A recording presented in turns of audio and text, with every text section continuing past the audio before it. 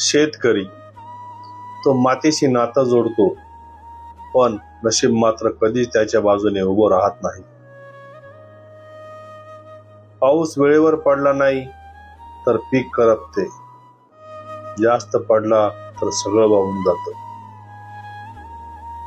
बियाणे महाग, खत महाग, डिझेल महाग, पण शेतमालाचा दर तो मात्र नेहमीच स्वस्त.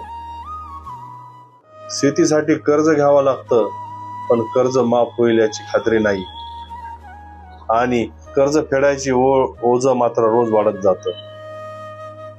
मध्यस्थ नफा कमावतो, बाजारभाव ठरवतो कोणीतरी दुसराच, पण राबणारा शेतकरी शेवटी रिकाम्याच हाताने घरी जातो. नैसर्गिक आपत्ती, बदलतं हवामान, सरकारी धोरणाची अनिश्चितता, या सगळ्या शेती व्यवसाय हळूहळू तोट्यात जातो. पण लक्षात ठेवा, शेतकऱ्या तू कमजोर नाहीस, व्यवस्था तुझ्या विरोधात आहे. आज गरज आहे शेतीला उद्योग म्हणून पाहण्याची, खर्चाचं नियोजन करण्याची, बाजार समजून घेण्याची आणि एकमेकाच्या पाठीशी उभं राहण्याची. कारण शेतकरी तुटला तर देश उपाशी राहील.